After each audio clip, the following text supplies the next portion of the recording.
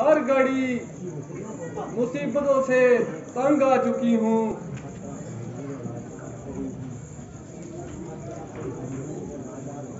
हर समय मेरी जिंदगी मुझे रुलाती रही और अब नाराज होकर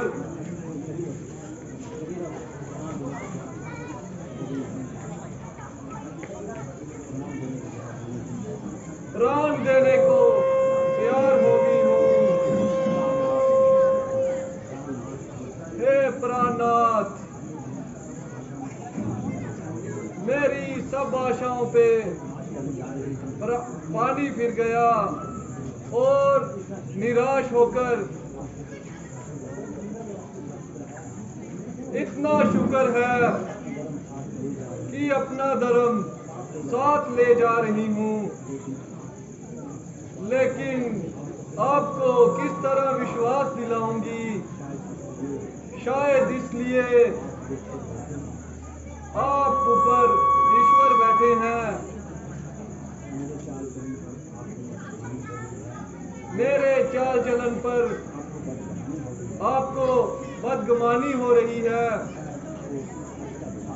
खैर, ईश्वर उसका गवाह है कि आपकी दासी बेगुनाह है। इस वक्त तो यहाँ नहीं है, ऐसा वक्त फिर हाथ नहीं आएगा। बस इस रस्सी को गले में डालकर स्वर्ग की राह लूंगी। हे ईश्वर, मैं रोज के कष्टों से तंग आकर खुशी से मरने जा रही हूँ, लेकिन आखिरी बार प्रार्थना करती हूँ, अगर मैंने सारी उम्र धर्म का पालन किया या कुछ अच्छा कर्म किया हो, तो अगले जन्म में भी श्री रामचंद्र जी मेरे पति हों। देवी, ईश्वर का नाम लो और कुछ धीरज से काम लो। अरे, तू कौन है जो मेरी दशा पर रहम खा रहा है? जरा सामने आओ और अपनी शक्ल दिखाओ। माता जी, ये आप क्या कर रही हैं? इतने समझदार होकर ऐसी मौत मर रही हैं। माना कि आपको इस समय महान कष्ट है, मगर आत्मघात करना भी महापाप है। भाई, तुम्हारा क्या नाम है? मेरी तो तुमसे कोई पहचान नहीं। माता जी, मैं श्री रामचंद्र जी का सेवक हूँ और मेरा नाम हनुमान है। मगर मैंने तो तुम्हें कभी नहीं देखा। माता जी, आपका कहना भी ठीक है, क्योंकि मैं इनके पास आपकी गैर हाजिरी में पहुंचा हूँ।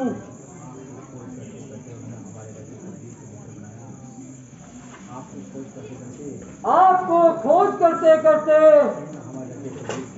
उन्होंने हमारे राजा सुग्रीव को अपना मित्र बनाया।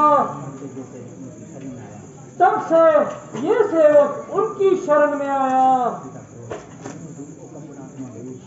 दूर दूर, ओ कपट आत्मा दूर, मैंने तुझे जान लिया और अच्छे से पहचान लिया। ओ दुष्ट, मैं वही वक्त था और मैं धोखा खा गई। अब तू लाख बातें बना, हर वक्त वेश बदल कर आ। अब तो मैं मिट्टी को सूंघ कर बता दूंगी, ये बेईमान रावण है। माता जी, आपका कहना भी ठीक है। आपका विश्वास जीतने के लिए मेरे पास प्रभु की एक खास निशानी है। लीजिए और पहचान लीजिए और अच्छे से इत्मीनान कीजिए।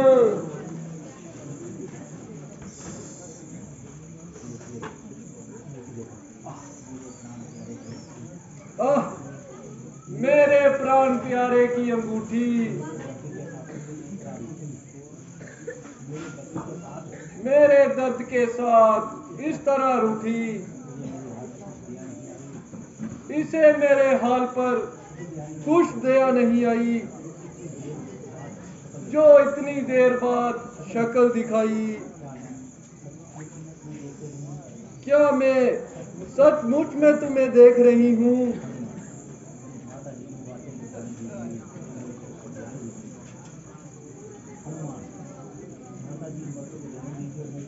माता जी, इन बातों को जाने दीजिए और मेरी तरफ ध्यान दीजिए। ओहो, माफ करना, मुझसे भूल हो गई।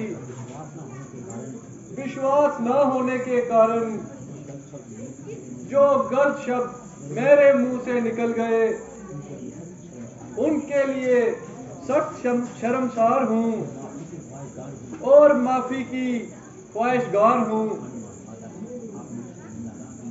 माता जी, आप मुझे शर्मिंदा ना कीजिए।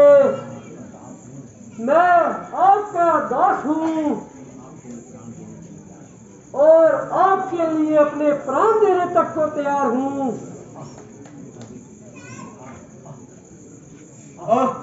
कभी समय था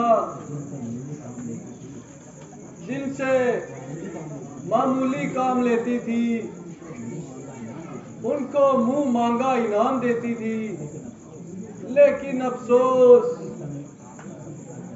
इस समय आपका आदर करने के लिए लाचार हूँ। यहाँ तक कि मेरे पास अच्छे से ढकने के लिए कपड़ा भी नहीं।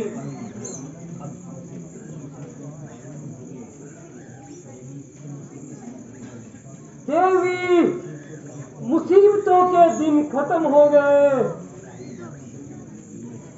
पहली बात, मुझे जाने दीजिए।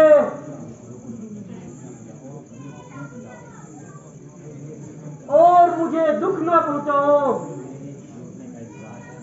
बस मेरे लौटने का इंतजार है। वानर सेना का बच्चा बच्चा अपनी जान हथेली पर रख के मरने को तैयार है, क्योंकि अब बस जाने की देर है और मेरा यहाँ ठहरना भी ठीक नहीं। इसलिए मुझे जल्दी आज्ञा दीजिए और मुझे अपनी कोई खास निशानी दीजिए।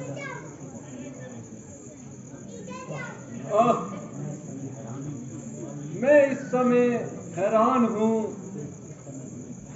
इस समय तुम्हें क्या निशानी दूं? यहाँ तो सर ढकने के लिए कपड़ा भी नहीं। इस वक्त मेरे पास एक ही चीज है,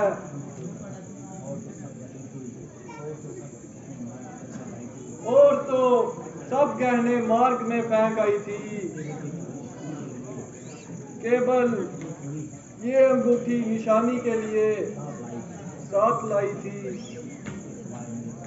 लेकिन इसके सिवाय मेरे पास और कुछ नहीं जिसे मैं तुम्हें दे सकूं और तुम स्वामी जी को दिखाओ। मजबूर होकर इसे अपने से जुदा करती हूँ और तुम्हारे कहने पे 2 मास तक जिंदा रहने का इंतजार करती हूँ। इससे ज्यादा कुछ नहीं कह सकती। माता जी, अब ज्यादा समय नहीं लगेगा, आप कुछ दिन इंतजार कीजिए या इसी समय जाने की तैयारी कीजिए। मैं तुम्हारी मेहरबानियों की मशकूर हूँ, पर पराए मर्द के साथ जाने से मजबूर हूँ।